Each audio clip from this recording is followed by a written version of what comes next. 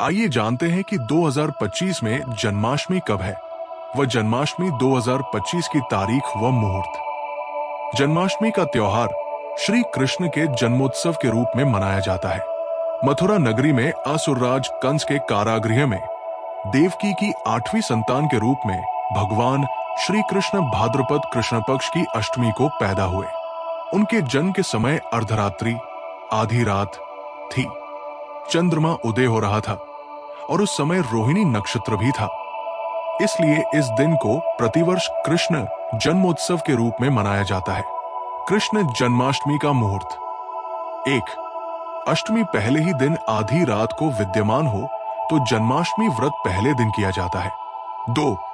अष्टमी केवल दूसरे ही दिन आधी रात को व्याप्त हो तो जन्माष्टमी व्रत दूसरे दिन किया जाता है। 3.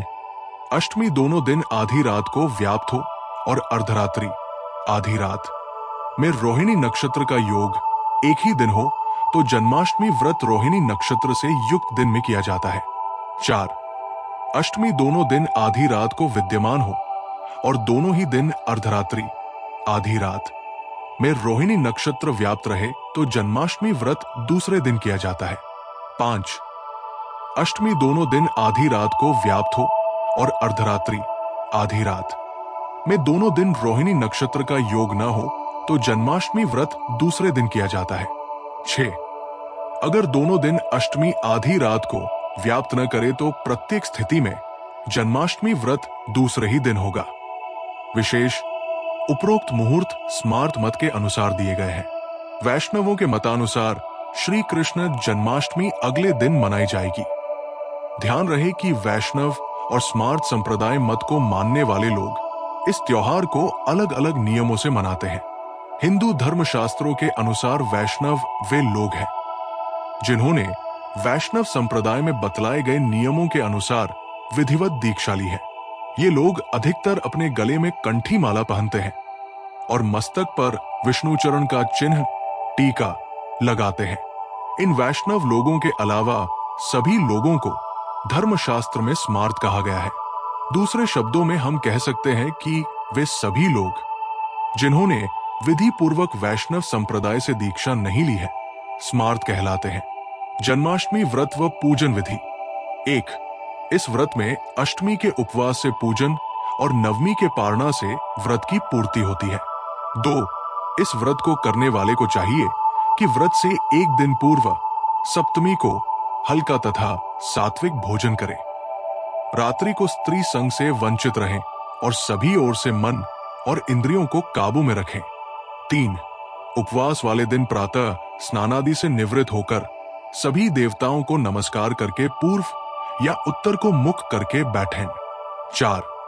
हाथ में जल, फल और पुष्प लेकर संकल्प करके मध्याह्न के समय काले तिलों के जल से स्नान छिड़क कर देवकी जी के लिए प्रसूति गृह बनाएं। अब इस सूती का गृह में सुंदर बिछौना बिछाकर उस पर शुभ कलश स्थापित करें। 5. साथ ही भगवान श्री कृष्ण जी को स्तनपान कराती माता देवकी जी की मूर्ति या सुंदर चित्र की स्थापना करें। पूजन में देवकी, वासुदेव, बलदेव, नंद, यशोदा और लक्ष्मी जी इन सबका नाम क्रमशः लेते हुए विधिवत पूजन करें। 6. ये व्रत रात्रि 12 बजे के बाद ही खोला जाता है। इस व्रत में अनाज का उपयोग नहीं किया जाता। फलहार के रूप में कुट्टू के आटे की पकौड़ी, मावे की बर्फी और सिंघाड़े के आटे का हलवा बनाया जाता है। सब प्रकार विधि पूर्वक जन्माष्टमी व्रत करने से भक्त को संतान सुख, घर में सुख शांति और जीवन में समृद्धि की प्राप्ति होती है। भगवान श्री कृष्ण की कृपा से सभी कष्ट दूर होते हैं और जीवन आनंदमय बन जाता है। इस पावन अवसर पर हम सब मिलकर श्री कृष्ण जन्मोत्सव मनाएं, उनके नाम का कीर्तन करें और प्रेम, करुणा एवं धर्म के मार्ग पर चलने का संकल्प लें। अगर आपको ये जन्माष्टमी विशेष वीडियो पसंद आया हो तो इसे लाइक करें, चैनल को सब्सक्राइब करें ताकि भक्ति और धर्म से जुड़े हमारे हर वीडियो की सूचना आपको सबसे पहले मिले। मिलते हैं अगले पावन प्रसंग में। तब तक के लिए जय श्री कृष्ण। राधे राधे।